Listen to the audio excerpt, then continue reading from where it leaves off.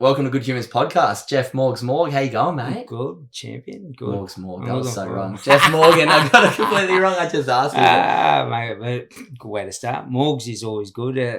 Played sport all my life, so a lot of people hung around and called me Morgs. It's just easier. Mate, well, thank you for being here in my little bedroom / podcast studio. You've got a very, very interesting story. And your PR lady sent me a message, shared about your story, and was like, Jeff would love to jump on the pod. And I was like, mate, let's do it. I had another guy on a few months back, Clint Kimmins, who was a great friend of mine who spent some time in prison, and his story was phenomenal. I absolutely loved hearing his life turn around. And yeah, we're going to hear probably a bit different, but also some similar parts to your story. So. Absolutely. Yeah, mate, we were listening to some of your podcasts, so I hadn't listened to Clint's, but I don't know, I'd love to hear it because it does shape your life and it does shift how you think about things, and it does make you appreciate things on a different level of life. Absolutely. Well, speaking of appreciating things, the question I ask everyone to start off Good Humans Podcast is, what are you grateful for right now?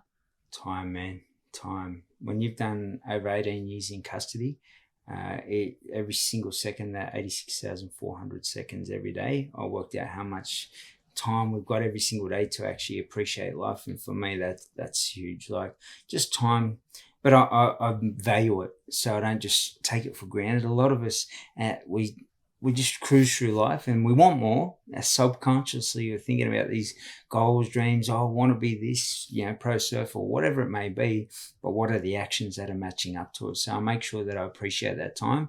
What do you want, Jeff? Here's what I want to achieve out of life, and I go out intentionally every single day and every single second to make that happen. And I think that's something that I'm hugely grateful for, especially here in a cell door lock for 18 years. You appreciate every single breath and second you take every single day. Yeah, well, I can imagine the perspective wasn't always like that for you, obviously, with the life that you've been through. But it's great to know that you're looking through that lens now and so appreciative of every second we have, because it is very precious, the time we live. Something I do want to quickly share with you is our sponsor, Drink a Rapper. You were having a quick look before. I didn't let you open one. We're going to open one very quickly. So this is a neuroscience drink. These guys have been supporting the podcast for a long time. Love it. Mental Mental health obviously is very important to me. As we're going to get through your story, I know it's very important to you too. And we know our brain health is extremely important for that. So these young guys in New Zealand used to work for an energy drink company, and they were selling it to servos, and I kept seeing kids walking out with it, and I'm like, this is bullshit. Like, we don't want to be promoting and supporting poisoning basically people with energy drinks. So he worked with a neuroscientist, one of the leading in the world, Professor Andrew Scully. He's been on this podcast, developed a drink that scientifically is now proven to benefit your brain, short-term performance, long-term brain health. I'll read out what it says on the back. So it says, your brain is amazing, and it's even more amazing when it's full of polyphenols, vitamin C, and antioxidants found in our clinically researched natural ingredients developed by neuroscientists to help support cognitive performance and neurological brain function. A Repper is a drink for everyone with a brain. So, sound like you've got a brain? Bank. I'm going to give you... Love that. Grab this one here. This is a non-fizzy one. We've got a fizzy and a non-fizzy. And hope you like currant flavours. It's pretty strong, but it's delicious. And it's going to make your brain work better. Cheers. Honestly, that's good. It's really good. It's really tasty. It's like, usually if you have something that's actually really healthy, it tastes like shit, but it tastes delicious. Good for short-term brain performance, honestly. Long-term brain health. That's good. And I'm huge on neuroscience. It was something that shaped a lot of my story. Wow. Obviously a young kid. My brain was formed in a specific way, running away at 12 years of age. And I think I look for every little... It's like Formula One. I think life, and this is how deep that conversation around your gratitude of time, what am I appreciative of, and something like this. Formula One, they look for, they'll adjust a wing, that 0.1 or whatever it is, to get 0.1 out of each lap, and they end up, 1 second ahead of the car that comes second. And I think something like this is huge, and I'm huge on neuroscience and how, as I said, young kids shape myself, survival into a habit, which then become a ritual, and that just became my life. And as you spoke about before, it's just something I'd highly recommend to everybody. When you get a chance to add these little 1%ers into your life, whether it's your foods, the sunlight you're getting, maybe it's the surf you go out for every single morning or the walk. Go out and appreciate it, and appreciate the time you got, and make the most out of it based on what you want out of your life, not us telling you how to live your life. But if you're thinking it, start practicing it, and add these types of things into your life, because they are valuable. And if someone who's done neuroscience behind, done a lot of stuff to get this out on the market, and there's obviously a lot of research in the background to be approved and so forth, and mate, it tastes great, honestly. Yeah, it's the only I think it's the only clinically proven in the Southern Hemisphere drink for neuroscience. Anyway, but they spent over $5 million in clinical studies, and it's been like researched. They're with Dementia Australia now to try and show that it's good for slowing down dementia and Alzheimer's and neurological diseases. So it's a magic potion, and like you said, I'm all in. If you can get it, make sure you go grab some. All the links are in the show notes. But let's get into your story now. Let's go. Let's rewind back to the beginning. Where were you born? Life as a kid. Yeah. Let's talk up until like your teen years. How was the family structure and life for you as a kid? Probably the biggest way I would describe it, unstable. A lot of toing and froing. Mother and father were sort of in a tumultuous type of relationship where they probably had their struggles. I didn't know too much about it. I was too young. But I was with mum one moment, with father the next, babysitters here, there and everywhere. Ended up in some boarding homes because they couldn't afford me. And so there was just a lot of movement. Schooling, I remember bits and pieces of different schools. And that instability just made it, I suppose, hard for them, for me, and I think that really shaped me in one way. I was very good in adaptability. So in being in an environment as a young kid, learning to adapt to that, I suppose I learned from a very young age, hence why I was able to network. But at the same time, it was just a lot of damage done, I think, as a young kid. And everyone in any relationship, you want safety, security, and stability. Ask any female, or each to their own. Ask any person on the other side of that conversation, and they'll tell you, give me safety, security, and stability, and I'll feel calm and be able to thrive in that environment. And as a young kid, I just was put into an environment where the parents, they were doing their best, I suppose, around what they had, and it just went skew. And by the time I was about 10, I was on a street, a suburban street in Sydney, and I had both parents asking me, who do you want to live with? So even their nature of how they dealt with things, and I've seen other families now, and I'm like, man, I just did not get that. There's no way I got that. And asking your parents asking you, who do you want to live with? And I'm like, I want to live with both of you. It was just, so that summed up the whole relationship behind that. And I think they just didn't have the skills to deal with their emotions or their whole life in general. And I was obviously an equation that came out of that. Yeah, it's broken families and those decisions that you get put on you as a kid. That must have been so difficult. I just, because you spoke about broken, we were just talking about your sleep, being down at this conference, Humankind conference, and I think once you anyone would understand is have one night of broken sleep, do that for 10 years as your first 10 years as a kid or as a human, how grumpy and angry would you be in general? I think that's something that if people understand it on that level and aspect, they'll start to say, wow, that's what happens to a kid that's coming from a broken home. And they just don't have that saying, they're tired, they're irritable, there's no food in the fridge constantly. We get to a Friday and it was payday and my father was up the TAB and I'd open the fridge and I remember my uncle come over and he said, where's the food? And he said, I've spent all the money. He goes, what do you mean you spent? Didn't you get paid today? And that, he said, mate, I lost it all at gambling and literally had bread and water in the fridge. And he goes, oh, don't worry, I'll make something up with the bread and water. And it's just, that in itself is huge, I think, and people don't understand the depth and concept of how much struggle that is. If you haven't have broken sleep, you're not eating properly. I don't even know if I attended school every day, probably not, more than likely, based around them two trying to do, toing and froing between one another. And I think that's an important conversation for everyone to understand. Sometimes us as humans are broken, whether we're kids, whether we're going through relationship struggles, business struggles, life struggles, and how can we seek to understand to help one another be better humans? Because in the end, something that sticks with me on the back end of that conversation in general is love, kindness, empathy, and respect. Every time I walked out the door and walked back in, one thing I'm grateful for from my mother and grandmother was repeat those things. That's how you treat every other human. And even if they come into the conversation nasty, angry, not understanding a conversation, don't sit there and throw anger back at them. Love, kindness, empathy, and respect. And I think that's something that's helped shape me in a positive out of that whole conversation in general. Yes, it's so crazy, like the way that people are brought up. We forget the disadvantage that so many start at. It's like everyone's starting, gets to school and expected to be at this same finish line, but we forget that everybody's starting at a different start line. Like something that empathy is a big thing I talk about at school, just to like take a moment to like think, I wonder what that person's going through.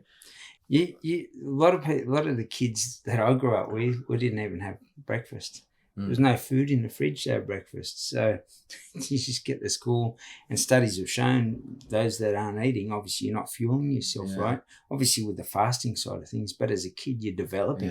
So it's just, and then the knock-on effect, what happens at the next food, you can't focus. Then the next food usually going to come from some source of sugar. And all of a sudden, not only can't you focus, now you put yourself into this hypo mode, and it's just a whole bunch of crossover that isn't healthy for any human being in general. I don't know if you ever seen the video on social media where they line them all up on a line, I have, and they say, step forward if you haven't had to worry about food or this, that, and the other. And these kids are like 30 meters ahead of other kids, and you're never going to win a race like that, but it means that you have to do a lot of catching up. And if we seek to understand, we can actually bring people into an environment. They've still got skills. We've got great skills, whether it's resilience that I can teach people, how to really step out of a situation that's really affected you on a mental health level. When you go through all of that hardness in life, you can step into anything, and it's easy.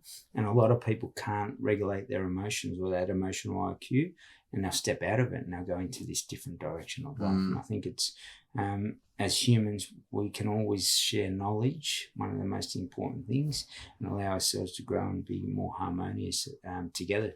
Best thing, you could ever do for the human race, get on with one another. Absolutely. Yeah, it's crazy the way we're living now, like where the world's potentially going with wars and stuff. It's like, it makes no sense. It's like these people at the top are making decisions and then sending like millions of people to war that don't really, like, everyone just wants to get along. It's just because people can't get it. Anyway, I don't want to go down that. I don't want to go down that path, but let's get back into your story. So let's talk about teen years, because I know this is probably the time where things started to take a bit of a darker path for you. So let's talk about those teenage years.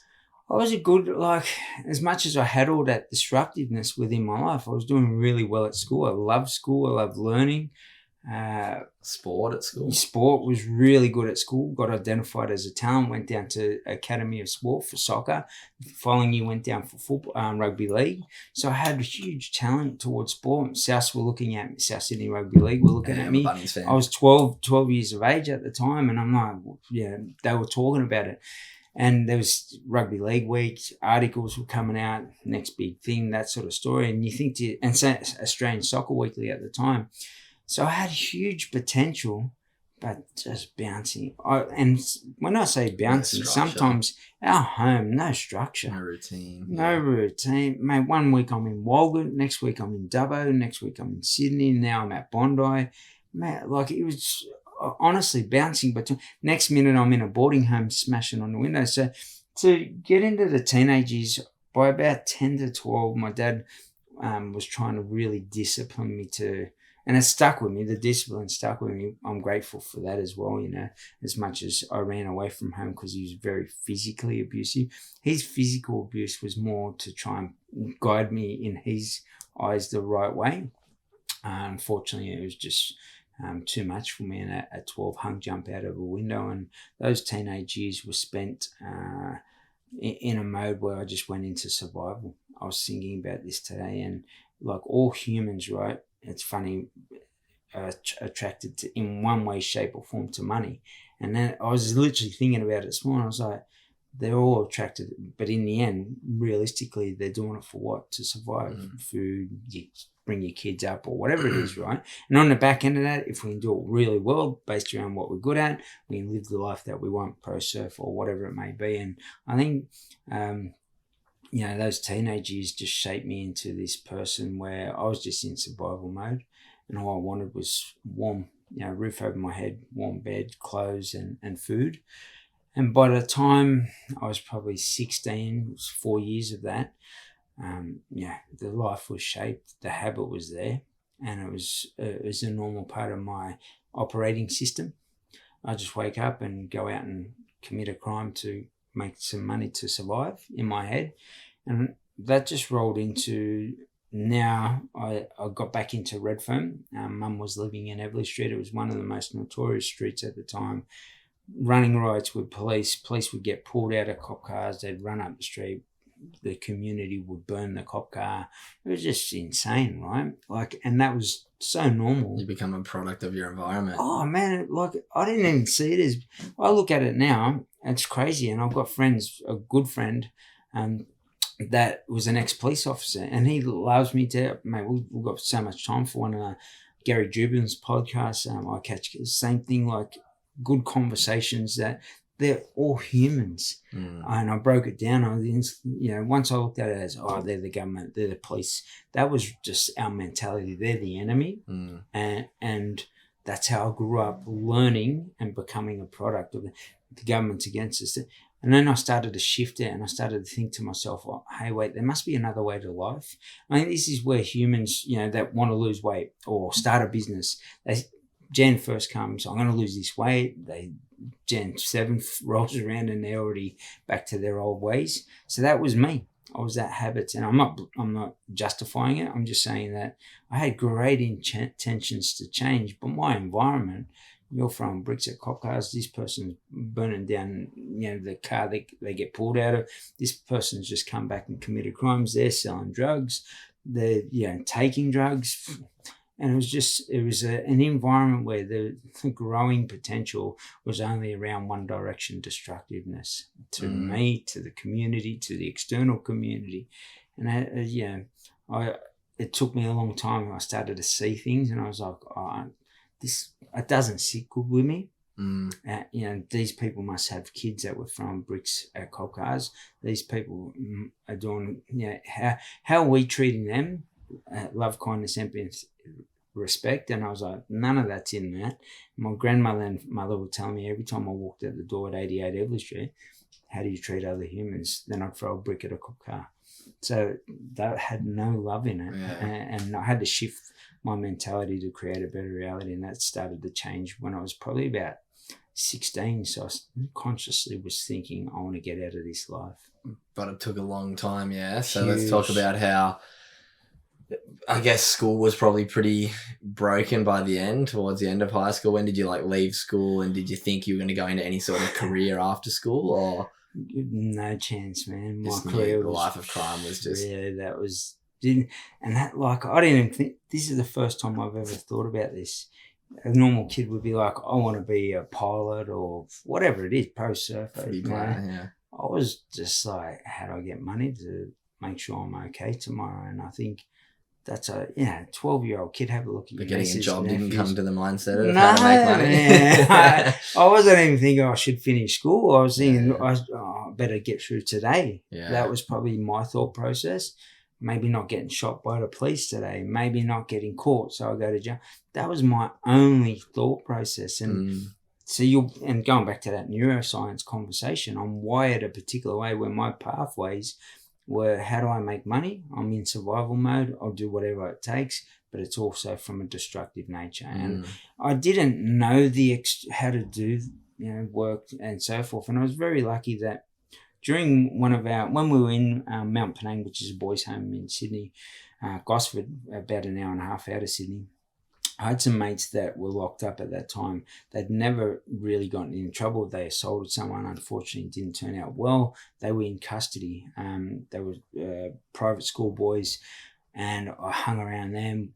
We did schooling. I did my year 10 at that point in time in that environment, and they were doing uni at the time, and mate, they were just they had their, and to this day I'm still great friends with them, catch up on a regular basis. And that group has Nader Hamdan in it amongst us, who was a Australian boxing champion. And we were all in this environment where we were just feeding off each other, saying, hey, there's got to be, like, I learn off them. I'd never seen that before. I hadn't been around people that had a normal way of life. And it just started to rub off me. Was that at a juvie? Yeah, it was juvenile justice. So it was about, I think I was about 14 to 17. And I say that, I think, because, man, those years were just like a big scramble. How old are you now? I'm 49, 50 this year. We're going to keep catching back up to that. But let's talk about now post, once you turn 18, once you can end up in a proper correctional facility, or not a proper, but an adult correctional facility. How long after you were 18 did you end up in prison? Man, long story short, I was walking past someone at Mount Penang at the time. I was studying. I was doing well in custody. The bloke had come back from a visit or leave, and they suspected he had pot on him. As we walked past, he shook my hand. I took the pot, and he walked. We kept walking. He had 2 officers with him. I got back to the unit. They must have searched him and realised I got it off him in the handshake. Walked into the unit, they jumped me, he searched me and said, mate, you got this on you. And if you don't say something against him, our mentality was don't say anything, don't snitch. And off I went. I said, mate, it's mine. Got charged for it, didn't realise, went to court, and the judge gave me 3 months for a $20 stick. And I was like, whoa, whatever I'm doing. At the time, I was doing 3 years for snatching money off bank counters. This is where, as a 15-year-old kid, 15 or 14-year-old kid, snatching money off bank counters as a normal behaviour. It's insane, right? Talk me through that process. What, somebody's like putting a deposit and you'd run and grab it? Back then, they'd have, obviously now you just tap, but back then they'd have, 30 grand sitting on the counter. Cash, and like, you look at it, I being a business owner now, you don't realise until you're in that spot. Far out, man. That could have been that person's last bit of money. And like, they had kids and they had all these payments. They're going to shut my business if I don't make this payment, or like, it breaks my heart. It really does. But you don't, in that time, I'm just set neurologically, neuroscience, the pathways, survival. Man, it's insane. And I just look at it, you're snatching this money off the counter. And mind you, you're jumping across the person's body, because you sort of look and you can sort of see over the top of them or a little gap through. And then you just walk up and bundle them out the way, snatch the money, run out. I'm doing 3 years for that. I take the rap for this $20 pot. It gives me 3 months. And I said, whatever, I tack it onto my sentence. And the bloke goes, mate, that's not 3 months in juvenile justice, that don't you? And I said, what do you mean? He goes, mate, you're 18 now. He goes, that's a jail sentence. I go, you're joking? He goes, nah. He goes, you're going to Long Bay today, mate. I said, funny, mate, I'm in Mount Penang. He goes, nah, mate, you're on the bus to Long Bay. So even this is the first time I've ever spoken about that. It blew me away. Because one, $20 stick. Compared to some of the other crimes you committed. That was man, I was like, and I was thinking to myself as well, you've just sent me to jail for a $20 stick, a young kid. Like, you want to, I just think the system's broken. Definitely, to this point, to this day, we can do things differently, get some people like myself that are driven towards seeing other humans be better humans. And I think it's important, because they do go back into society, and if they go back out broken, someone else's family might get broken from that, and we might lose somebody, and that's a huge conversation, let alone the money, the insurance premiums, like the list could go on and on and on. Your property being, just your property is your property, and I respect that now.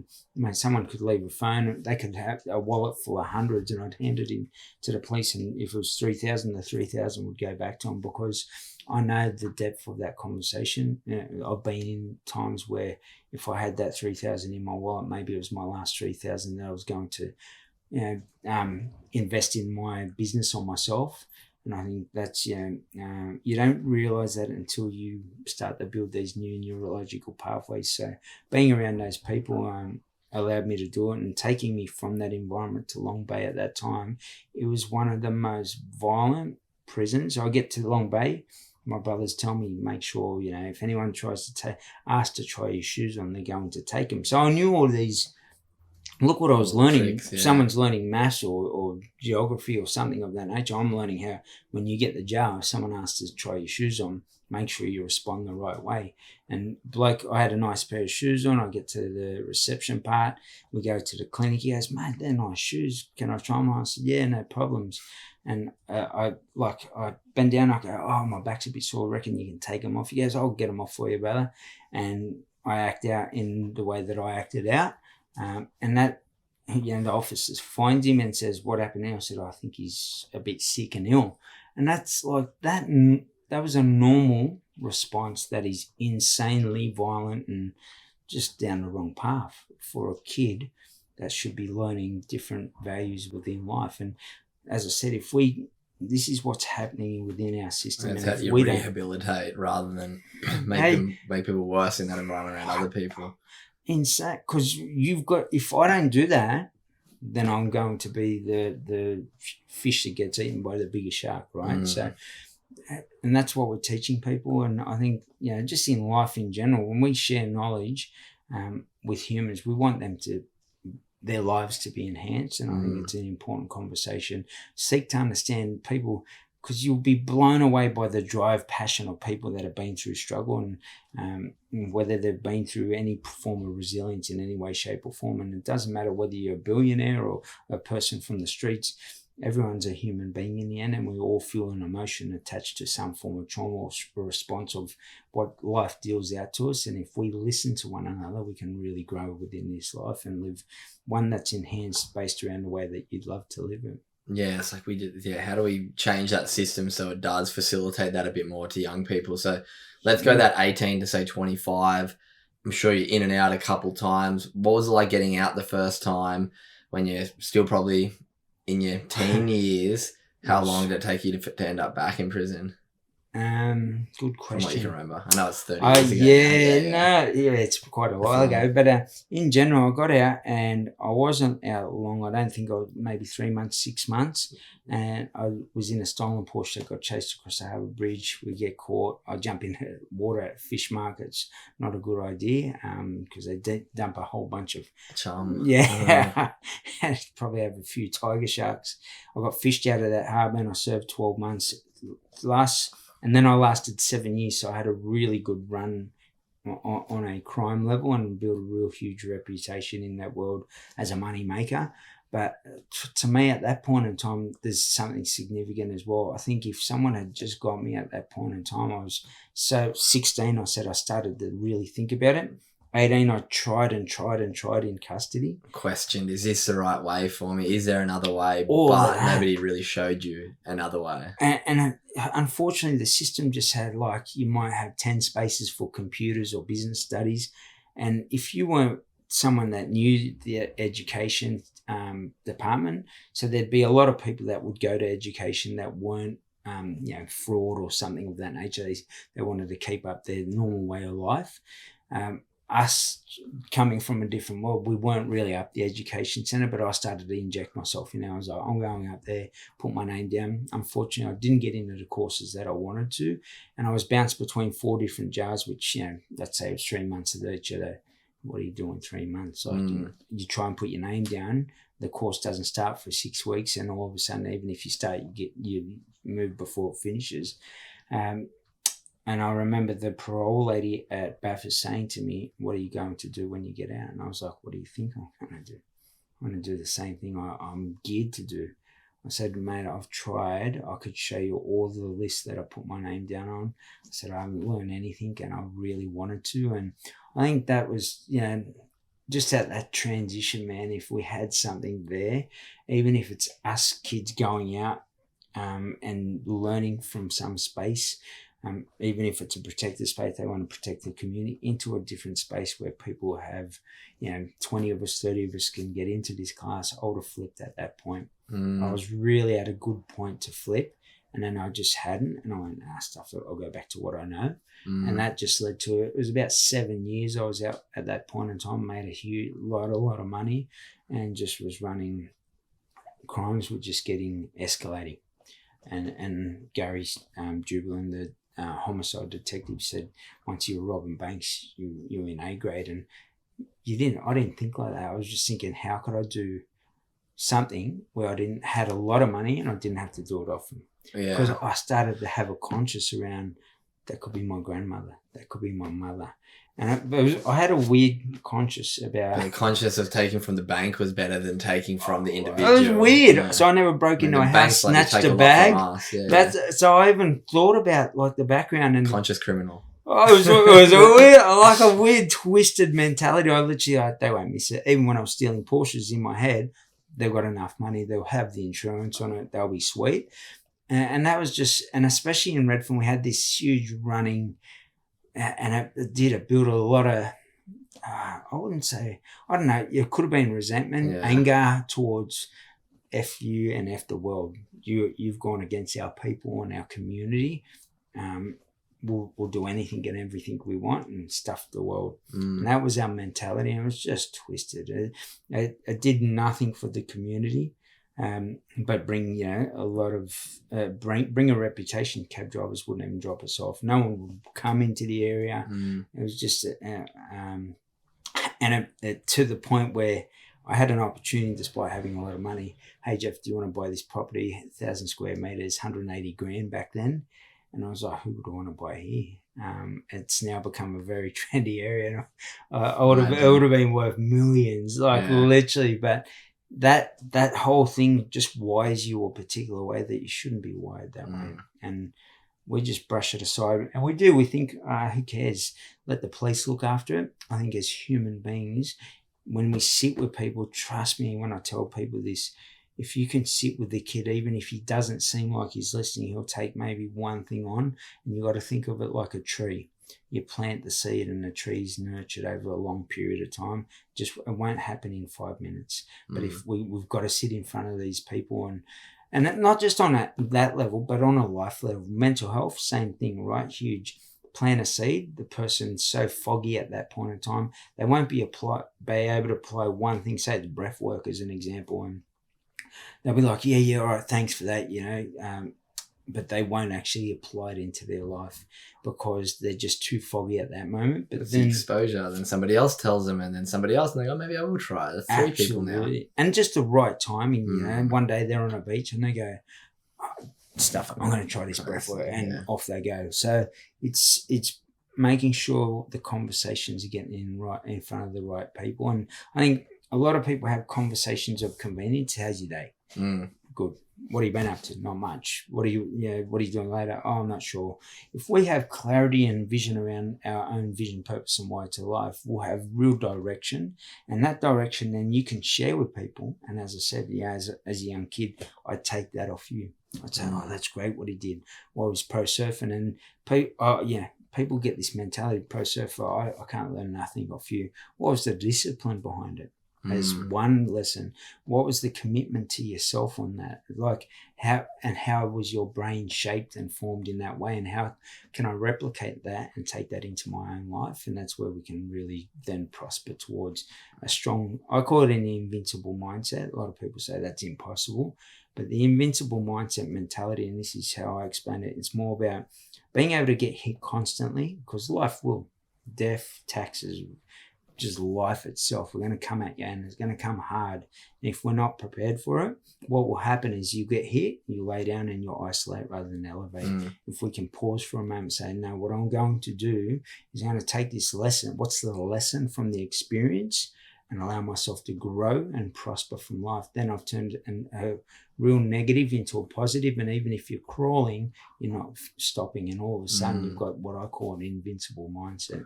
Yeah, I love that. It's like, I believe the definition of good mental health is your ability to bounce back from those difficult times, exactly the way you described it. And I also like to use this sort of metaphor of like, imagine life's got this spectrum of good mental health to mental illness. We're all on it and we fluctuate. But life is almost like a treadmill, and it's slowly always trying to bring us back towards mental illness. Love that. And that's completely fine, as long as, just like exercise, all these things that we need to do to maintain good health, good mental health, we need to have different skills to walk against that treadmill and maintain walking against it. Sometimes we have to run, sometimes it's barely moving and we're fine. But eventually when those hard times happen, they get thrown at us, that speeds up. So it's like, how can we make sure that it doesn't speed up? Or at least how can we walk against it when it does speed up? Love that. Great analogy. I'll definitely use that. Yeah, it's a good one. Know, we've spoken about sharing knowledge. I think that's a huge one. Yeah, you get on a treadmill. If you get on without water and you have an intention of doing an hour run, as an example, or even walk, or a towel, you're sweating everywhere, and you're like, oh, I should have brought a towel. If we prep ourselves for life, we have this invincible mindset. What do I need in this environment? And the best, when I say, what do you need in this environment? If I go out to the ocean and I'm not equipped to deal with specific things, maybe it's my first time out on a surfboard, all of a sudden I'm in some trouble. I don't know how the rips work or whatever it may be. I get out there, I haven't got the board attached to me properly. I'm chasing the board out in the ocean. The rip takes me out all of a sudden and I'm in some trouble. That's because we just went into something blind. And that's what I did as a kid. I just went into life blind. I went in saying, I'm going to survive. Yeah. And by the time I started to get into the rip, it was just pulling me in one direction, and that direction was destructive and to everything and everyone in that circle. No, man, it's really cool to see where you are now, sitting here and so happy and vibrant and sharing these great stories. But we're up to about your mid-20s. Yeah. We're going to catch back up to now. So mid-20s, you've done a few years where you've been avoiding getting caught for quite some time, building a bit of confidence probably in your ability to avoid being caught. What was the last crime? What caught you? As much as you're willing to share. I think, and this is huge for everybody. Once you let your self down and be authentic with yourself, most importantly, you just don't care what other people think. And I own every bit of who I was. Take ownership for it, accountability for it. I'm not here to blame the world or anything. I just realized I was shaped at points and times for reasons, but. I got caught. I got undone when I was, I'd say 26. I think I was. It might have been younger, 24, 26-ish. I got done. I'd been out 7 years, so I would have been 25 actually. So 25, I got caught robbing a bank that I wasn't meant to be a part of. Crazily enough, someone said to me, "Can you come and give us some ideas about it?" I said, "Yeah, sweet. I'll tell you what to do, and we'll give you a kick out of it. We'll give you 10% out of it." I was like, "Yeah, sweet. I'm all in." Told them their partner was ringing me. "Can you please go with them? I'm nervous." Firstly, no. So is it like the movies, like scope everything out for a bit before? This crew wasn't a crew I normally ran with, and all of that. So I was a consultant almost, like if you put it in the business world sense, and. Their partners ring me. One, she's saying, "Hey Jeff," a female at that point in time should not have known my name and give me a fake name, anything, real blogs. But anyway, long story short, she's like, help. I'd been charged before. I'd been charged a few times during. I'd beat all those trials. So as you said, my confidence was sky high. Because you were doing crimes and you had money, would you use that money to get good lawyers through this time? Oh, man, for sure. Yeah. And we were paying big money, like at that point in time, say $100,000 to go through this trial, and like it's just insane. But a kid, imagine, give me $100,000 now, I'll put it towards a business idea. Same principle, right? I was making all this money, but I had no business skills. Yeah. So I was going on just knickknacks, like just stuff that had no purpose towards life. And in one crazily way, shape or form, I'm probably happy about that because I'm glad that I didn't benefit from, the hurt that I dished out to people on the back end. And I had to rebuild everything later down the track, as you hear about with the business. But in general, I'd beaten these trials. I think I went to 2 or 3 sort of other robbery type trials, bank robbery type things, and got off those. So my chest was high and I was really well known, and run a consultancy sort of role in this bank robbery. And I ended up going into the bank. Remember the charge before that, I'd walked out of the house in these clothes. They'd taken photos. Then I'd had a balaclava on, but with all the same clothes on. They and basically went through this trial, and they said, so the person that they saw and the clothes sort of didn't match up the same. They were similar, but not the same. I got off that trial. Then I went into this next one. I said, well, you know, I've learned from that process. What I'm not going to do is walk out ever in the same clothes that I'd wear in something, even though that person wasn't me in that last robbery. I got charged for another one where I had big lips and curly hair.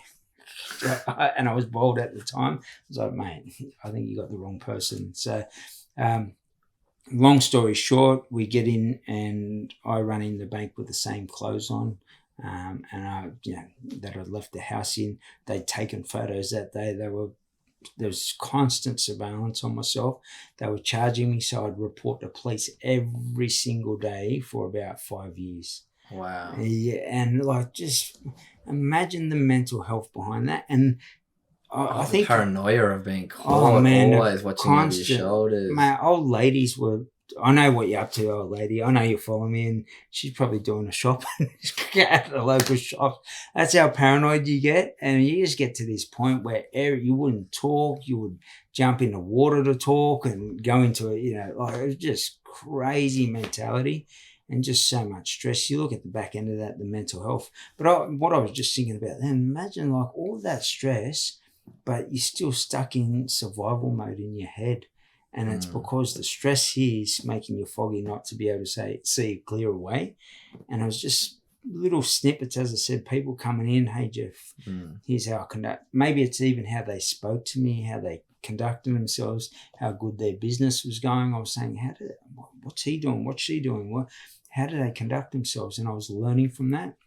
I run in the bank. We do this robbery. We run out. I go out, and the managers are standing in the vault at the vault door. And I said, mate, you got two choices: move out of the way, or it's not going to end nice. They move out of the way. Get back to the car. The car won't start. They didn't put petrol in the car. This crew. I slapped the driver on the back of the house. Are you joking? Well, there's no petrol in the car, mate. We take off, we get a distance, and we would have got away with the bank. 3 people got out of the car and got away, and we unfortunately stayed in the car, and we went a distance a little further down the road, and unfortunately from that, he was speeding. We were talking to the other bloke in the back, and I turned around and said, mate, slow down. We're out of the zone. Don't speed. And next thing I see a highway patrol go past, flip a U-turn, and long story short, end up in a chase and just didn't end well. In 5 years, we got a 5-year sentence at 25, so got out when I was about 30. Wow. How was that stint in prison? Different to your 18-year-old stint? A bit older, a bit more mature. And it was really hectic. There was a lot of race wars at the time. Yeah, I was about to say, because let's talk about your Indigenous culture a little bit. How did that sit with prison and stuff, and how did that shape you to be sort of the man who you are, do you think? Yeah, I think it's sad to say, and this is something I'm huge on at the moment, Draw a Line in the Sand project. I'm developing, and that's more about, hey, we've got to take ownership for ourselves. We control our own journey, no matter what's happened to our past. And there's a lot of factual stuff that we can tap into. Australian Wars, anyone hasn't watched Australian Wars, please go and watch it. Historians, archaeologists now share Australia's true history, and there's no arguing behind that. But that gives us, as I said, that's an external, and that's something I can't control. People will either want to watch that and say, I don't care what you say, Jeff, or, hey, I'd like to know a bit more about Australia's history. Go out and go, wow, that was so destructive. But we can't sit in that, because same thing as Redfern, we were sitting in like this hate and resentment towards the past and everything of that nature. You go to Redfern now, you can walk down there, people walk down there. We're back in the community, people are working now. And it's just because we've realised there's a better way to deal with things than throwing a brick at a police car and burning it. So I think that's huge for us as a community, but also me as an individual. And at that point in time, it was a badge of honour to go to jail as an Aboriginal man. And I think now you still have that mentality. My uncle's there, my brother's there, my cousin's there. there's no fear of it. Mm. I'll be looked after when I get there. And yeah, that was going to be a question. Like, going into prison, did you feel scared for your life, or you felt fine because you had friends and cousins and both brothers were at Long Bay when I got there. So when I was 18 and I had that pot charge. And long story short, I don't know what happened. This is how foggy that I don't think I served the 3 months at Long Bay. I think after a month, juvenile justice, because they had an overriding sentence already, they claimed me back. So one day I was just walking in the yard and they go, Morgan. I was like, yeah. He goes, mate, you're going back to juvenile justice. Let's go. Wow. And I was like, I couldn't tell you whether it was 1 week, 1 month, 3 months. Might have served the 3. I can't even remember.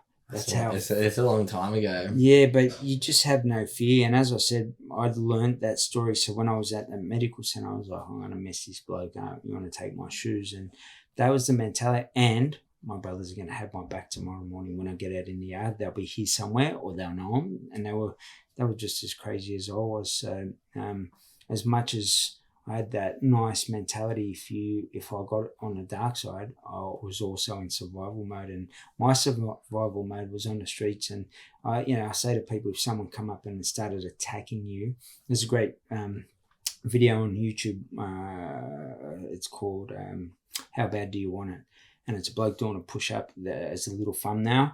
And there's a little story about someone he looked up to, a mentor, and he starts drowning him at the beach. He's like, what are you doing? What are you doing? When you want something bad as much as you want to breathe, you do whatever it takes. And I think that's where I was as a young kid growing up. I was just in this mentality. If you got in my way in any way, shape or form, I was going to make it happen. I was lucky enough to keep that, but master it where I harnessed it and said, well, let's take that into business, and let's take that into life, and let's take those skills into helping people see a better way to life. Yeah, wow. And when we say a better way to life, we get comfortable. We really do. And we accept which is good. Always live in gratitude, right? But so many people have so much more. So many people think so much more. I want to be a pro surfer. How many people did you know that thought it, but never actioned it? It's like you can either go through life or you can grow through life. Yet most of us are just happily going through life, learn something, then don't go along with it. It's like, how can you keep leveling up? But because the doubt's built, right? Well, on every another level, there's always another devil. You kind of always have to keep facing and expanding your comfort zone. So the more that we can expect that and accept it, and then we can continue to move forward. That's that invincible mindset mentality, because it is coming. And whether you have parents, whether you don't, really tapping into your conscious self as to what intentions do you take into the next second that I operate. And I'm talking, I could go to the level and talk to those that we used to talk to within our own race about things that were happening in the jail, and the conversations had to be brutal and honest and straightforward, and like ready to go to war with your own kind at that point in time, because if we don't sort this, we're going to have to go in and someone might not come out of it as a conversation. And I still take that same mentality into life, but the way I see it, your mental health, someone's going to suffer on a mental health level and they'll check out. And we had a friend 2 weeks ago check out on a Saturday that was in our network, who was bubbly, vibrant, gorgeous. And I think it's just sad that we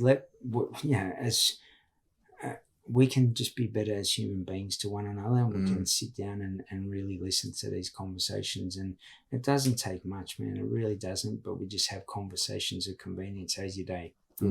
Let's get deeper than that. And when we catch up with people and talk about stuff of, the intentions that you're thinking about within your head, those goals, dreams, aspirations, let's unpack it together and move forward in life. And we'll see a totally different way growing through life rather than just going through life, as you said. Yeah, I'm so excited to catch up this next 10 years until you get to probably the last 10 years of this mindset. Yeah. So let's talk about getting out of prison around 30 years old. Yeah. What's that next? Is it the start? Back to the same thing? Another 30, 40s, same mindset? Same crew. Yeah. We had the same crew since we were young kids. Went through ram raids, bank snatches, into bank robberies, and the allegations, we did them across Australia. We now arrested in Melbourne for a bank robbery Friday the 13th. And I always remember that as being just a turning point. It was Friday. So how long were you out for when you were 30? 6 months. You're only out for 6 months. 6 months after 5 years, man. And you're like, we can do it better. Petrol in the car, I would have been good. It was just to me, I just went, what am I doing? And I did break down when I was more in the cells, and I've never spoken about this. There was times where, because it was called a yellow submarine, it was shaped like a submarine, the lights would stay on the whole time, so you'd be under these sheets to get some darkness, and I literally was crying thinking, my son and daughter are out there, and that's how you show up as a dad. How old were you when you had your children in that 5 year gap? They were when I was 22. Yeah, that's what I mean, in that 5 year out of prison. Yeah, so, and they lived an awesome life because I had the money. Versace, as an example, just opened at the time. We come up and spent 2 weeks in the condominiums, and look, the money didn't miss the money or anything like that. And I was thinking I was being a great father, and what I learned over time. And this is like life. We think we're going through life the right way, and we think this is what life has to offer. But I was like, now I started to say, how can I do that same? If that's the way you want to live, how could you still replicate that, but not obviously in a destructive manner? And it's like all kids really want is love and nurturing, not money and flashy things. But I didn't get it, exactly. And man, I'd buy all these flashy things for my daughter as an example, and she'd play with the box, put a hole in the box and look through her little cubby house, and I'm like, well, I spent $300 on that in my head. That's what I mean. You're playing with the box, and it started to really shift me, and I think crying under those blankets, and I think I cried nearly every night, man. I was just like, man. In that 25 to 30 period. And then I've told this story where I came back after the trial, during the trial, and said to my co-accused, I need you to come to court with me. There's 4 blokes. These 4 bottles represent those blokes. One bloke who was a heavy drug user but had a great reputation in that world came with our crew. And he said, mate, what do you want me to say? The other 2 who were really core of this group, both said, I'm not messing myself up for you. I'll ring my solicitor and I'll find out and get back to you. I was like, that's why I'm giving my loyalty up. My kids are out there, and I just knew there was a better way to life. Why does somebody else drive that car? Why does somebody else have that life? I think that to me is where I started to transition. I was like, if they can do it, why can't you do it? You're one of the most determined people I've ever met. You have this invincible mindset where you'll keep getting hit, and I kept moving forward. And even when I was in jail, then doing these longer sentences, you want to sit here and just talk shit to each other, to be straight out and honest. And that's what happens. I did this, I did that. Yeah, I did. And it encrypted, because you don't want to get someone wearing away and obviously then getting a reduced sentence and getting out early. So you're just having these conversations of convenience I've spoken about. I was like, nah, stuff that. I'm going to get more out of this. Business studies, computers, MYOB, any course in every mental health, anger management, conflict. I was signing up to everything. So this was in that 30 to 35 Yeah, period. man. So I'd already done that in that 5-year sentence. And I was this was a 25 to 30? Yeah. So you did start. So in the first couple months, you tried to sign up for something and they didn't let you. But then once you did your 5 years, you did a few courses, 25 to 30. I had a lot more stability. And it was probably the first time I had stability in my life, strangely enough. And then you got out, but 6 months later, another robbery. Yeah, 6 months later, I come out. I had great intentions at that point in time. I'm trying to think. I'd come home. I started to work for the first time ever. Wow. Mate got me a job as packing in a warehouse, and mate, I was on huge money for a normal way of life, right? They knew my background. They said, mate, we'll give you $2,500 a week after clear. We want massive money. He said, but what we're going to do, we're going to get rid of the staff. If you can handle it, you and his nephew. Said, we'll do it, man. Yes, we'll run with that. If not, we're going to bring staff on. We're going to reduce your pay. Sweet, no worries, mate. We handled it. It wasn't a problem. We were loving it. Had the music on, and just the old ways, man. Like I was like, oh, this is great money, but I've got to pay tax, and and the old thought process was crossing over. Mm. And it's like anything. I want to lose weight, and then burger tastes Good so habits nice. are a lot harder to Chocolate keep than bad habits. Yeah. So I'd started at 16 thinking about it, and this is that conversation we're talking about neuroscience. I was building some sort of I've seen a great thing. It's actually up on my Insta story today, and there's two pathways. They're trying to find one another. These little things reaching, and all of a sudden they connect. And I think I was trying, but they hadn't connected yet, and we were close. But I was crossing over between work and robbing banks, and I was doing it in a way where I'd have a day off or whatever it was, and doing in the afternoons after. And it was just, mate, it ended up in disaster down in Melbourne, bang, and 7 years later. So that was your. How was that robbery? What went wrong there? Was that a Friday the 13th? Probably the first one. And my co-accused goes, "Do you know the date?" And I was like, "No." And he goes, "It's Friday the 13th." I was like, "Are you joking?" And we were in the car at that time. A lot of we were already under surveillance. So long story short, the bloke that was on drugs, he was under surveillance, committing a lot of, in their words, crimes. They'd put him under surveillance. He'd gone to Melbourne. They'd passed that information to Melbourne. They'd lost us though. Or they'd lost the van at the point in time. They didn't know we were checked into, but they went rang around to hotels, and they hit our hotel, and they said, "We've got a bloke from Sydney, but he seems to be okay. Here's his license." And they sent it back to him, and they said, "That's not James Ramutra." I still remember the name because of the trial, and that was it. They put surveillance on us. They took a video of us on the day, and I'd changed before the robbery, and that's what sort of sunk me. Basically, I was a Sahara Desert type view. You couldn't see who it was, but what that person did, he'd taken his jumper off and thrown it in the car. That jumper was the same jumper I wore at the hotel. So, and it was one of 50 that was ever made by Nautica at the time, or the SGA type clothing, and it was a very rare style of jacket. And like the assumption was I was in the car, but at one stage at Turak I got out and I said, I went shopping. I needed them to say, yeah, he jumped out. He didn't know what we were doing. That was the intentions, but it just never went down like that. And long story short, it done me a favour. It's real twisted. How much money would be stolen in a bank robbery like that? Yeah, like that one, I think it was 250,000. We sledgehammered the safe open. In general, it depends on the type of bank. And what about the one before where you got into the vault?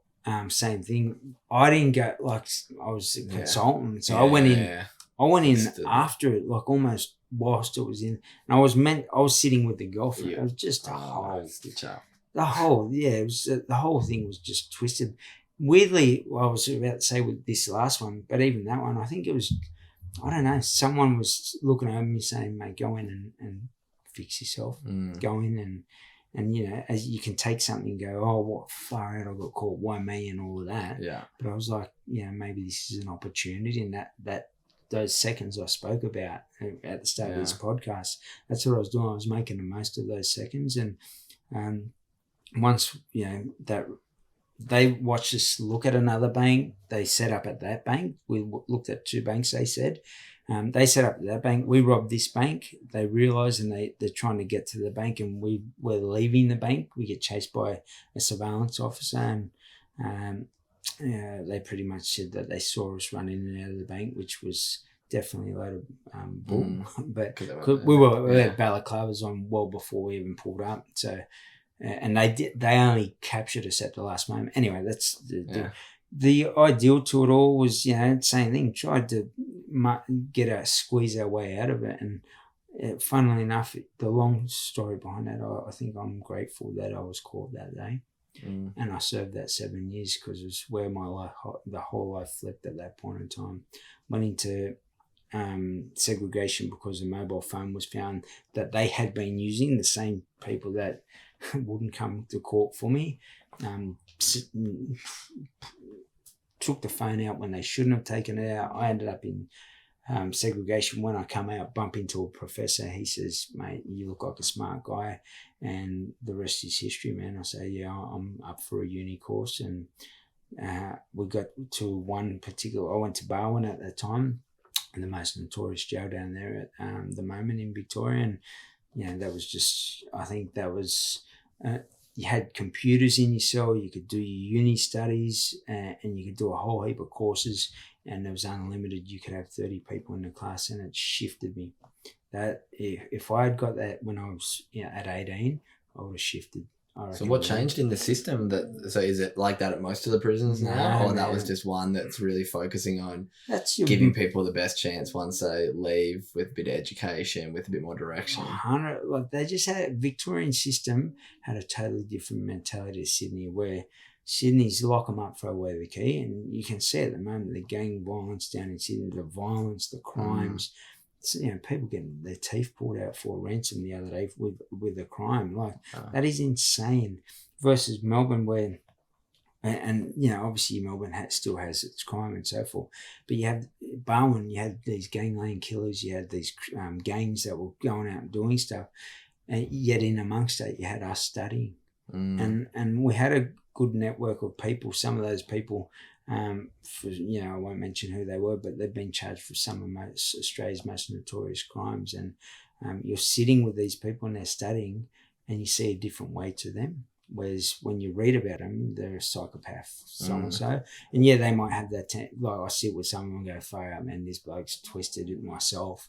But then there's some of them you go, "Fire, if this person had an opportunity and we kept doing this to them, they'd shift." I the energy in any room when you walk in. Maybe at a pro surfing tournament where you've won and people are genuine in great work, versus people that go, "Oh, stuff him, I wish I won," or something of that nature. It's a different energy, right? And some people are just built that way, each to their own, because of the way that they've grown up. But in general, for me, it was very important to be able to just see people and see us operating at a different level in an environment. Maximum security of Victoria's prisons, with a computer in the cell, bunkering down every night, getting into your studies, different way of life. So let's talk about when you got out that was that the last time you were in? Yeah, that was the last time. So about 37, 38? 36. I was, I think, 36 at the time. So I would have been 29 when I got locked up, actually. What changed once you got out that time to change direction? I know it would be difficult getting a job, being able to assimilate back into the real world. And I'm sure that was probably some of the reasons why through your 20s you end up back in there. Absolutely. Let's talk about that assimilation to the world, because I can imagine finding a job's really difficult. Now you own your own business. I'm sure that was probably the path that was easiest, even though it's hard to start our own business. It's probably just as difficult to find solid work once you have a criminal record. Absolutely. So let's talk about that. This last 10 years, what you've been up to, how the path you've taken, and some of the things you've been doing. I think I realised that the record thing was going to be an issue. So I started to say, how can you empower yourself? What could you do? And what are you good at? What do you like doing? We trained all our lives in there, whatever. And when I was in that 5-year sentence, back end of it, I'd always been what they call an E2 prison. So you went only to maximum security jails. And they came to me and said, "Jeff, put in an application to overturn your E2, we're going to give you a go at a C classification." I was like, "Are you serious?" And they're like, "Yeah, really." So I got into this mentality, just go beast mode and get in there and chest out, and you want to mess with me, I'm all good, I'll go to the end. And when they came to me and said that, I dropped it all. And I went to C, and I didn't even care what people thought. I didn't want to fight anyone. I didn't care about, and I was always someone that tried to make the environment as stress-free as possible. Even when I was in maximum, what's the point of us all fighting? We all just want to get out and not stress as much. Every day you got to walk out in battle mode, fight or flight. There ain't no you ain't no fight, you just got to fight. So your nervous system was constantly at its highest degree, and I just wanted to live outside of that. When I finished that 5-year sentence, they pushed me into they give me the opportunity to see. I went out on works release and I did my certificates around personal training. And it was when they first started getting the certificates up and running. So I was like, I'm going to do that. And then I did a whole heap of courses around that, everything and anything around nutrition or anything of that nature. So when the 7 years where obviously I studied nutrition at uni during that 7 years, just tied hand in hand. I said, I'm going to become a trainer. And I bumped into someone who became best friend, Justin Ashley, who owns one playground, which was previously Fitness Playground, one of the youngest entrepreneurs in this country around fitness, and his mindset was at a different level. And I think it just, not think I know, it just rubbed off on me. And I was already at a level where I was always operating at my best, giving it everything I had, anything I went into. And it was just a good crossover, and the business took off within 3 months. My wife at the time, huge story behind that, she said, it's hard to be a trainer. You won't make much out of that. There's so many. And I said, well, watch me. And in my head, and I came out and within 3 months, fully booked out, and just loved it, man. I felt like I was giving back to the community too. I'd done so much to smash up the community through my own actions, and it was just a good way to get individuals to see that they had more in them, and their health, their wealth, their mindset. And that transition, I recognised so many clients. We were built, the questions I was asking wasn't, do you know how to train? Do you know how to eat properly? It was more than that. How are you built? Because I was that person. What's in the background? What got you to this point? And that really forms a huge part of our program now, that we sort of identify and sat down, and something I'm forever grateful for. Yeah, I think it's important to note, obviously this podcast called Good Humans Podcast, and you get someone who's been in prison for a while, people might have that connotation and mindset, but I'm all about people who can turn their life around and not let their upbringing, their circumstances and the bad decisions they've made take over their future. And it's really cool to see where you're going now. So let's talk about your program that you've just recently put something out, haven't you? Yeah. Similar to yourself, we were talking about it before, going down this pathway. Obviously, I was a trainer, 216, brother commit suicide, 219. So I started to think to myself, I'm going to have some time off and think about what I wanted to do. I'd done a whole heap of talks, 87 talks in 1 year. Wow. And I thought to same thing. Motivational speaking. Yeah, and it was everything from corporates to schools to health services to it was all over the place, and there was no structure to it because I was doing so. I had a TV show within 2 years of coming home, Jeffrey's Healthy Tips. That's how much I transitioned in that short period of time. And I think I had this belief at that point where I just went, anything I put my mind to, I'm going to achieve. And I went down that path, and I was relentless. So was that like right when you kind of got out, your brother took his life? No, I'd been home for a while. 6 years at that point in time. I was very stable, on, secure. Yeah. But I was sort of at the same, and we were talking about this before, I don't feel like I was a man yet. I'd made a decision to change my life and to be a part of my community's Walgett. So I'm a proud Kamilaroi man. That's my hometown. But I grew up in Redfern. I go to the Eora meeting, which is the local land council, Aboriginal land council, and I say I want to be a member of Redfern's community, recognised member. I said, anyone got a question? Someone said, why did it take you so long, to come and be a part of this community? Because I was always a part of the community. I said I felt like I had to earn it. I felt like I had to go out of being the boy who was uneducated, making bad choices, into the man. And even then, when I thought I wasn't. I was still caught in some toxic behaviours in the background, whether it was around, how I treated women by sleeping around and not being true to my partner or something of that nature.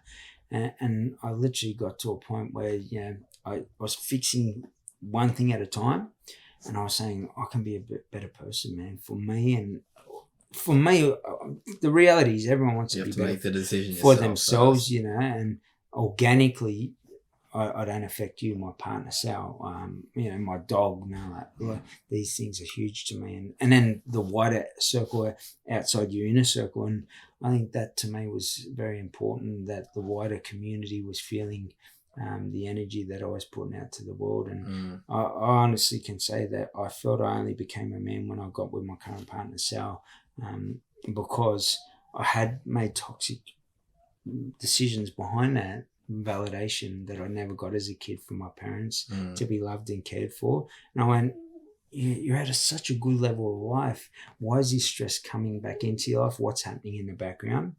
And to me, I was like, it's you. You're the person in charge of you. The internal versus you're the external. It's not your fault that I'm hey Jeff, great work. You got that girl. You got that blondie. Now you got that other girl. And that's whether my mates cheered me on. In the end, I made the decision, and until I did that and said, I've got to stop that behavior. That was my last bit. I felt where I really let go of the old life, and it's just been stress free, man. I love that. Yeah. And now what's your program now? Yeah, so we started out. We've got the lifestyle program, and that's basically healthy lifestyle, right? Same principles. We identified 7 principles of life around your relationships, financials, things of that, and your mental health, your mindset, and then we built everything around that. Everything that I was. And we don't want to be. It's all transferable in life. Are you unmotivated? Are you not getting the most out of your life based on your own words? My word wasn't my bond to my partner as an example. And I'm preaching, hey, let's show up for yourself, the integrity, the honesty behind that. I had the discipline, as I said, from my father, but let's... Values-based living. Man, morals, values, and beliefs were shot. They were all over the place. So I made them suit me. And we do as humans. When it's right for us, we'll enable ourselves. Oh, yeah, but she done this to me, or he done that to me. So I had to take the ownership and say, stop blaming everybody else. What are you doing? So our programs, and then we had the Cut the Bullshit program, which is draw a line in the sand. Doesn't matter what path you've been down. You don't have to go into jail. You might have cheated on your partner and you've carried that for a long time. You might have not spoken to someone well and then they've checked out of the planet and you carry that for the rest of your life. You might have had projections from other people into your life that you didn't want within your life. How can you draw a line in the sand and learn lessons from that so you grow and prosper? And that's a huge difference. And people live in a lot of comfort, or they'll say, I've learned to deal with this destructiveness, just like I did as a kid. Learn to deal with it down. I'll get arrested, whatever. I'll just deal with this sentence now. Hopefully I'll try and lie to the judge and get a shorter sentence. Same thing, my values, morals, and beliefs is all over the shop. I'm lying, I'm deceptive, and you give me a 3-month sentence, beautiful, I'll be back out on the streets. We do the same thing in life. We lie to ourselves or deceive other people, or deceive ourselves more importantly around what we truly want out of life and how we can be authentic. And until I manned up and stood up, I didn't create that Cut the Bullshit, because that was at a turning point. I said, I cut the bullshit out of my own life. I really did. And I wouldn't accept any behaviors that were just unacceptable towards me. And organically, Sal, my dog, you, any person I come in contact with, I feel true and authentic to myself. And the funniest thing behind all that, the deception that I projected to the world, if you spoke to anyone, they would have said that bloke's an unbelievable human before 2 years ago. But I deceived the whole world, and I own that. And until we do that, we'll live in it and we'll be comfortable in that. And whether it's, you don't have to have $1 million, but if you're not living your own true, authentic life for yourself around your goals, dreams, aspirations, your values, morals, and beliefs, making sure that you show up for whatever you want to get out of this life, what's important to yourself, and identifying that, you will live a substandard life based around what you want. And that's what we do. We bring awareness to that situation, say, here's what you want. Here's where it is. Here's what you're telling me you want. Let's bridge that gap in between together, and we'll keep you accountable in that process. And we'll make sure that if we see the values, morals, and beliefs that aren't there, we're going to have that conversation with that person. And I'm just going to be straight out and honest in a way that helps them grow, not in a way that pushes them down even further. Which is hard nowadays. It's very hard to find honest friends around you to call you out on your bullshit, to call you on your downfalls. Like, as much as we need to call ourselves, it's very tough when the people around us aren't calling us out too. I'm very lucky. I've got friends around me who do, and a partner who will let me know, like, hey, just to let you know, like, you're always on your phone when I'm trying to talk to you and you don't actually listen. I'm like, I feel like I've got the maturity now, which I wouldn't have 3 years ago. I would have been like, oh no, like, I had an excuse. Whereas I was like, actually, you're right. It's probably something I can improve on and try and improve on it, which takes a lot. And it sounds like your program is really helping people identify those mismatches between what they're saying they want to do and what they're actually doing. And if you do anything in that nature, how do you feel? How do you honestly feel when you, let's say it was, being a healthy lifestyle. I'll go for a walk tomorrow as an example, and then you don't do it. You sit at home going, oh no, I want to go for that walk. Then you don't fit into clothing for a wedding as an example. I've got to lose this weight. And it stacks on and layer upon layer. Then your mental health comes with it. Then guess what? Someone tells you and you can't even take it. You're like, oh, you're having a go at me, because our ego gets in the way of us actually shifting and changing. And once we step up and take that ownership, cut the bullshit, and be able to put it in a way where sales are always the same. I'm huge on business. I'm like constant on my phone. And I've learned, and I'm still learning, I'd say, on that level, where I have to be present and aware in the moment, because that's what we teach. And where we get to a space and I say, hey, and I tell her, put my phone in the bag, and she the smile on her face to me is beautiful, because that means she knows I'm going to be there for her in that space. And sometimes I just have to remind her, we're meant to be here to see this beautiful on a hike, and it's about being aware and maybe seeing an eagle fly over that is my totem or something of that nature, or a kookaburra that reminds me of my brother that came back as a spirit.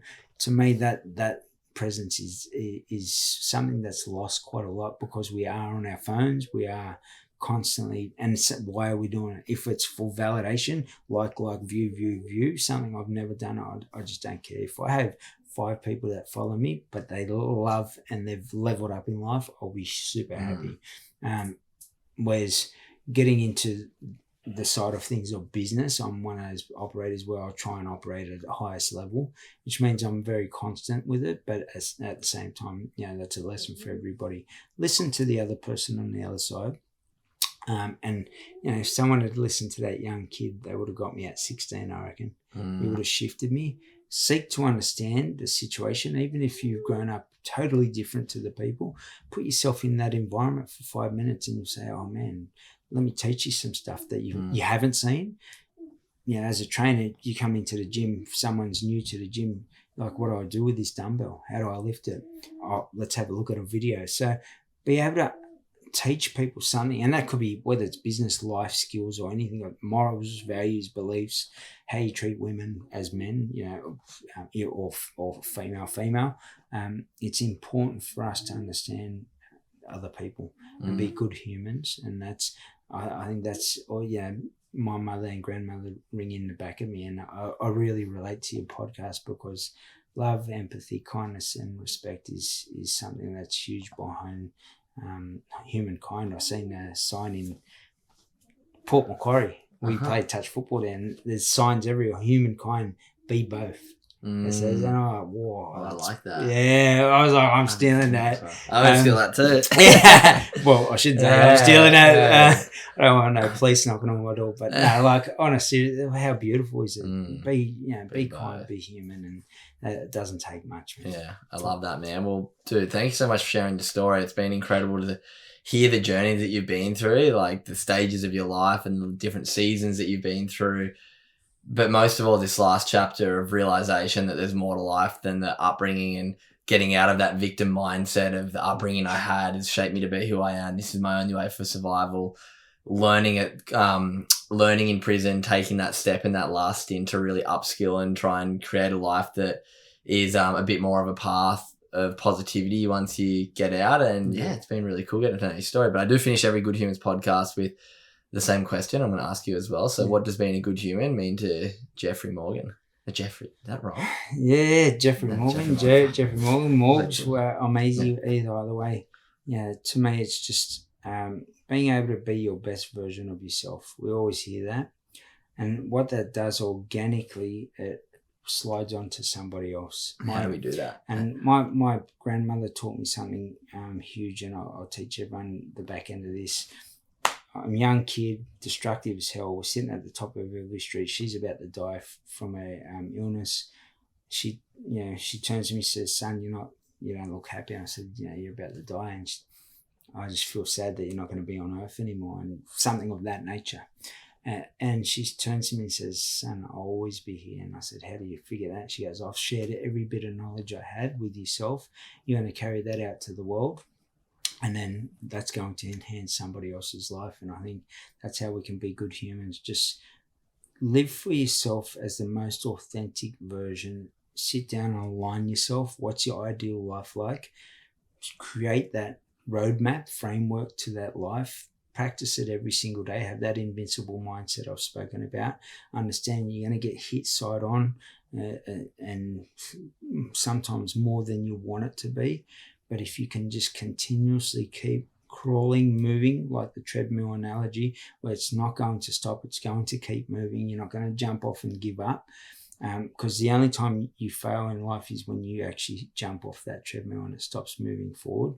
As long as you, even if it's at speed 0.1 on that treadmill and it's still moving and your legs are moving, that's the most important thing. Share that knowledge and share what you acquire to the world, because that's a free gift that allows us to be great humans to one another. And I think that's probably the greatest one that my grandmother taught me, and I'll share with everybody on this podcast. Please share that to the world. Whatever you learn, pass it on, and your spirit will forever walk this planet. And for me, that was like something so powerful, and it sort of makes me emotional that my grandmother sits amongst all that fogginess and destruction, and as much as I don't remember dates and years, that lesson that she taught me is now passed on to hopefully yourselves to practice to your inner circle and outer circle to enhance life, man. And we can all, the best race on this planet is the human race when we all get on, and that knowledge sharing principle allows us to step into a different way of life. Absolutely, man. Well, thank you so much for sharing that story. I'm sure your grandma's looking down on you, really happy with sharing that message on. And I'm guessing it comes quite a bit from Indigenous culture of storytelling and dream time, the importance of passing these things on. And that's how we continue to evolve the human race. So thank you so much for sharing your story, mate. It's been an absolute pleasure. Thanks for jumping on Good Humans Podcast. Legend. Cheers, bro. Champion.